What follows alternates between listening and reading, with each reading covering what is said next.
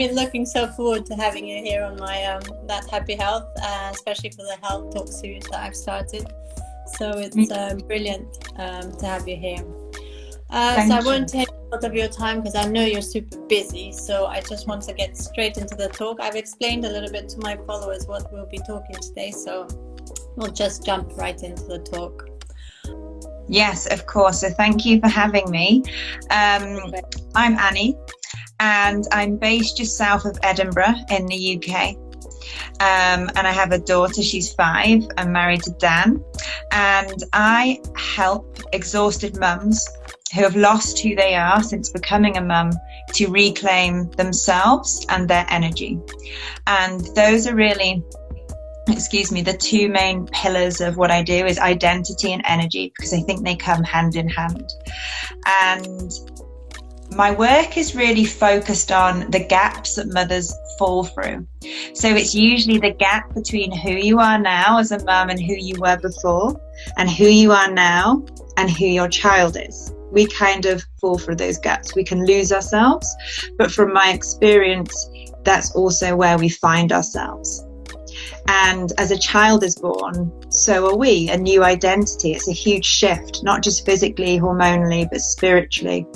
So I see it as a huge opportunity. And that has really come from my own personal experiences with motherhood as well, and how I struggled, especially in the postpartum phase.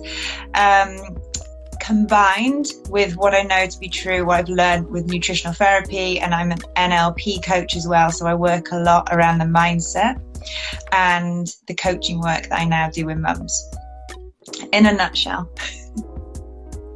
That's quite a lot that you do, and it's very important actually, because I think most of us, they don't really look at self and separate us like who we were and who we are now. We kind of sort of maybe just jump in there into motherhood, and then we just learn as we go, and sometimes we get overwhelmed. So why did you choose to focus in women in particular, mothers with kids? Is there a reason behind it, or? So when I qualified as a nutritional therapist back in 2015, I didn't really know what I wanted to do. I just knew that there was another path for me. There was another purpose. There was a hunger from within. And going down the route of nutrition enabled me to really look at what was going on within the body, rather than the work I was doing before for over a decade of supporting people with all sorts of different issues, changing their behavior. That served for a period of time, but it wasn't sustainable. So I wanted to know what was the key to changing from within with lasting results. So that's why I went down that route, but I didn't really know who I was going to work with, what I wanted to do with it. And then I had Bonnie and I plummeted through that gap. And I think I just remember feeling lost, like I on reflection, didn't really know who I was before having her. There was so much that I still wanted to do. There was so much suppressed stress. There was so much unhealed stuff beneath the surface, but also so much potential. And I think what she did is she exposed that. She exposed all of that. So although it felt like I was falling apart and I completely lost myself, it was also the doorway to my evolution and my awakening, if you like. So that's why. And then I saw that in the mainstream, the information given to mothers is very baby focused. It's very pregnancy focused, but really the journey begins when you become a mum. And there wasn't much information out there. So I was kind of having to scramble my own puzzle pieces together to build my own picture. And it's from doing that that I built my Energized Mother model to help mums, get through, reclaim their energy and not fall through those gaps, or if they have, to come back up stronger and more energized. Excellent. That's so nice. I wish I knew you when I started having kids. Especially when you start motherhood, you're supposed to enjoy the new role as a mother, enjoy the baby, but sometimes you just difficulties come on, and then you try and put like a upfront face sometimes, but inside you're like so drenched, so tired, and but you know that as a mother you have to be there for your kid. The energy comes from somewhere. You get up even with so much lack in sleep. With my first kid, I had it easy because she was such an easy baby to look after. But once I had my second and my third, but with the second, anxiety started to show up, and then in the third, brain fog was also getting more increased. Is there any symptoms like similar to mine, or is where I noticed it myself in a way, and in a sense I kind of was researching and looking for help. Is there anything that that new mums or mums with multiple children can look out for other symptoms, or how can they look out for help for these kind of symptoms like I mentioned? Yeah, so absolutely. And I think what you said, that we do naturally wear a mask. We feel like we should have it all sorted and we should know how to do this. Yeah. And I think that our body gives us signals all the time through symptoms. Our body is always speaking to us. But a lot of women go into pregnancy, go into motherhood already depleted, already stressed, already under-resourced. But you're absolutely right. We always have an infinite supply of resources for our children. Where do we pull them from? Which, you know, makes energy. Energy is not just physical. It's spiritual. It's beyond that, because we always find these resources, even though we're kind of walking through treacle and we're on the floor exhausted and we've not had much sleep. We always find a way. So it's about shining the mirror back and shining the same amount of love that we give out back to ourselves.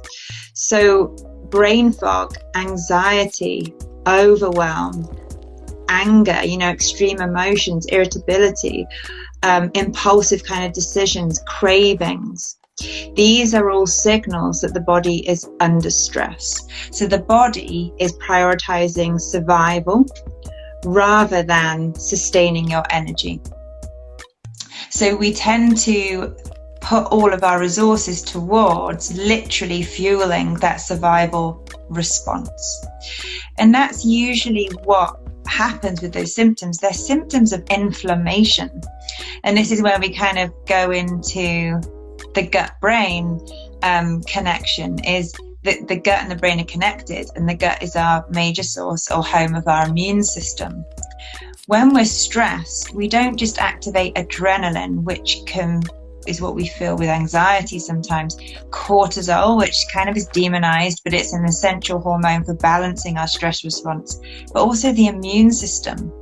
If you think it's our greatest protection mechanism, the mind can't differentiate whether something is happening or not.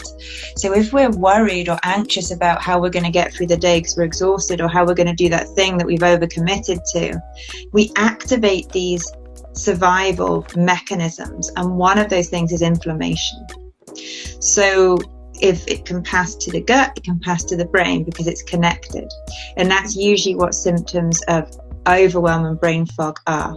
Also, the nutrients that help modulate, like balance those things, are going towards fighting the tiger rather than balancing your hormones, reducing your stress response, helping you see clearly and focus. Has that answered the question? Yeah, I mean, that's important, because I think it's important to look at there's something more within. It's not just the nutritional side. Maybe it has to do something with the mind, the soul, that you need to, as a whole, help yourself out. But these are symptoms that you raise really well, that they should look, new mothers or mums with multiple children should look out for the signs and symptoms to help themselves and see if there is a root cause to it, because I don't think it just happens straight away when you have kids. I think there's more to it. You're absolutely right. And what I would just say has been my learning is not all in your head. Mothers think they're going crazy, that they can't handle it, they can't cope, that they shouldn't be feeling anxious, that they're falling apart, they're broken. But actually our psychology and physiology are interconnected. You have something called the energized mother model, which really appeals to me. And if you can just tell us more about it, what this does and how it helps clients who come to you? Yeah, definitely. So this kind of came from my 2-year journey of trying to figure out who I was again in this new chapter of my life. So these were very much the most influential pieces of the puzzle. So, and it's a little bit influenced by will.i.am from the Black Eyed Peas, who I heard him say on a interview once. He was asked, where do you get your energy from? And he says, I don't get my energy, I am my energy. So I'm thinking, that's amazing. So how can we be our energy? So the first pillar is reclaiming it. If we don't know where our energy is going, it's really hard to get it back. And this is where the invisible mother load comes in.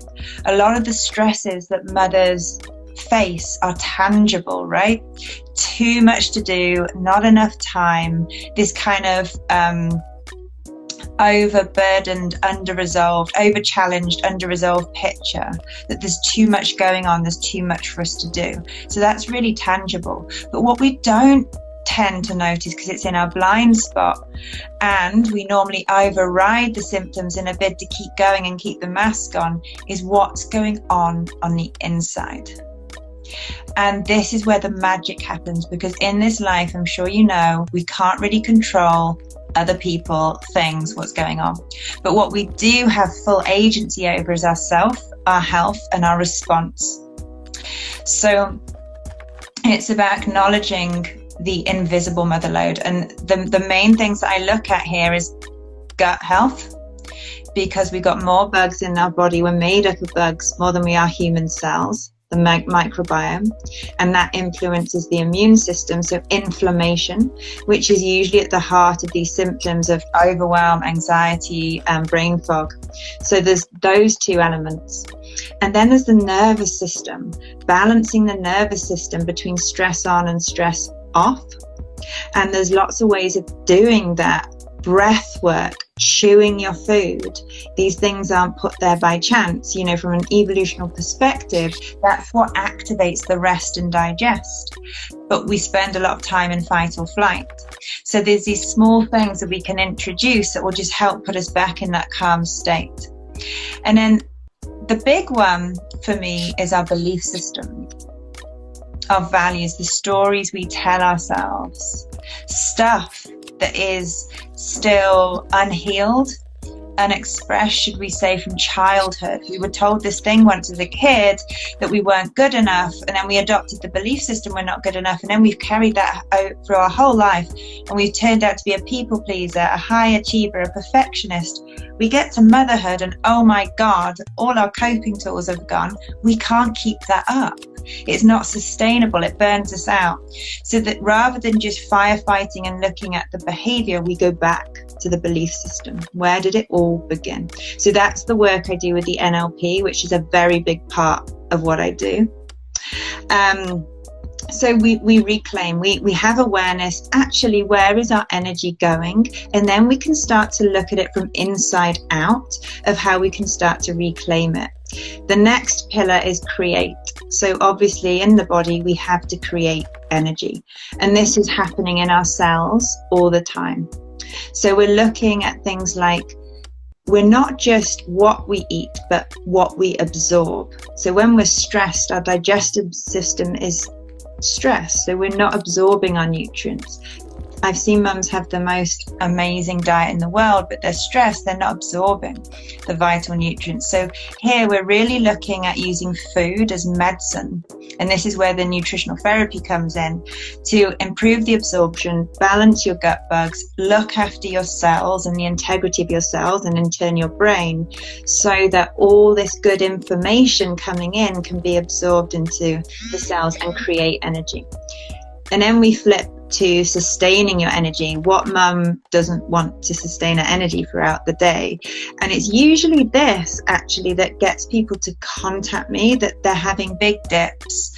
They just can't get through the day. They're having crashes and it feels like they're literally pulling themselves through the day. So here we're looking at your batteries, which is your adrenals, and we're looking at your blood sugar. Two quite I'd say, you know, simple things, there's different elements to it, but if you can get that right, and it's not about perfection, there are things that we can do here just around how you eat, when you eat, not just what, that can have a massive effect on both of those factors. So it's amazing by taking some of these foundational steps, and this is what the model's all about, that you can influence so many other systems levels, you know, in the body. And then we jump back to the more kind of, I say it's the science versus magic. So the magic, the mindset. And then we're looking at things like boundaries. So now you know who you are. How do we protect that? And so you can channel your energy and time and step into your power and not spread yourself so thin. I look at mini missions. So breaking everything down so it's really achievable step by step.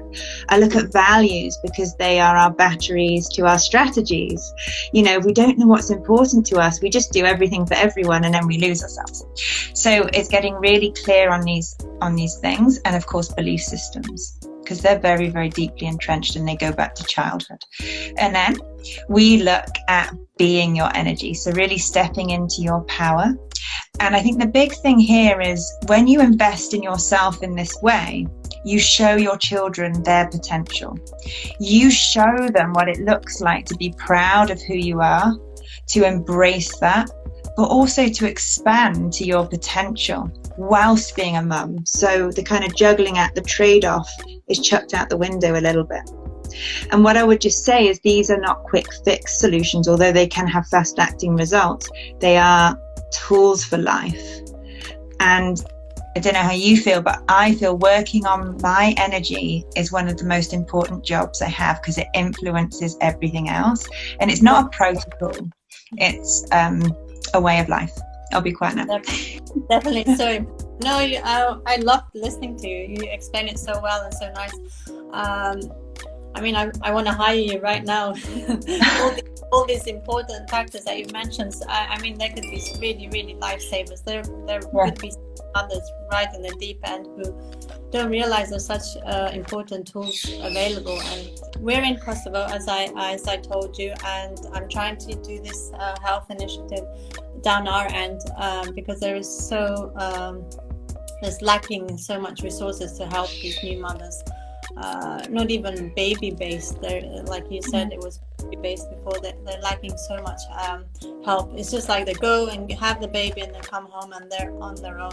There's not even like wives that can come and like support them afterwards. So can your work across online, or do they have to be physically with you? Can you help people in Kosovo with the type of work that you do?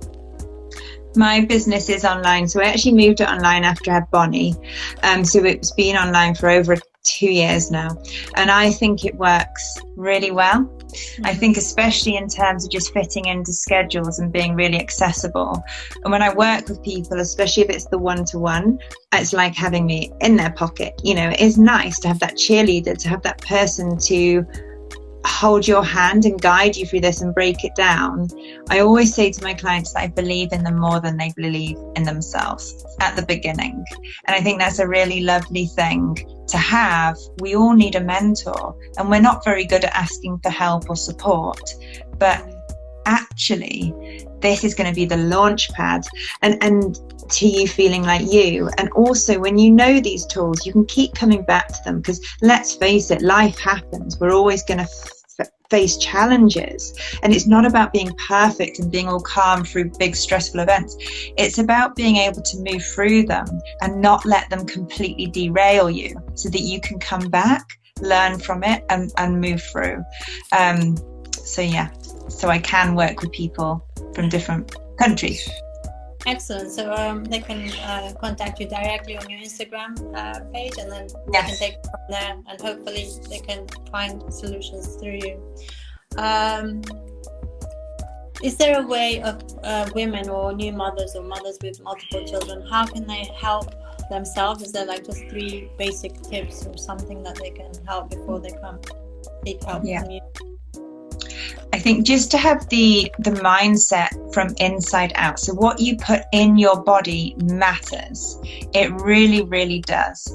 And I think food, if you can see food as medicine, it's going to be your greatest ally, especially at that stage when postnatal depletion, and even before that depletion, it can have a legacy effect. I see it with mothers 10 years on. So just understanding that sometimes it is depletion that is at the heart, especially when your coping tools are kind of stripped away and your sleep's stripped away, which is everything. It's how the body heals. What can you do to put in your body to nourish it the best that you can at this time? And I always say it's not perfection, it's progress. So think color, think protein, think about when you eat, and always think about nourishment. It's not about getting back to who you were before, it's about moving forward to create a more nourished person now. I think that's the thing. Don't restrict, nourish. The next thing is the concept of matrescence, which is the birth of a mother. Like adolescence, it can take years. So it's being really aware that this has a huge hormonal, physical, emotional impact, but also spiritual, the identity. And to understand that when stuff comes up, it's for a reason. You're not broken. This is your greatest life lesson. And if you can face that with courage and curiosity and learn the lessons, then we won't repeat maybe some unhelpful patterns to our kids. We're going to model to them. So here is where I probably say to get some support, to talk, to take the mask off, feel that you can be you. This is a huge opportunity. And I would say the third big thing is understand that your body and mind are connected. Your gut and brain is physically connected. A lot of what we kind of feel is mental, it has a huge physiological root. And there's so much we can do by listening to the wisdom of our body and then tuning into what it needs. Be kind to yourself, be gentle to yourself, and don't forget to breathe. It's the greatest way of getting into that parasympathetic. Your kids will only benefit from that energy that you give back to yourself. And trust your gut. That is probably one of the biggest things. Trust yourself.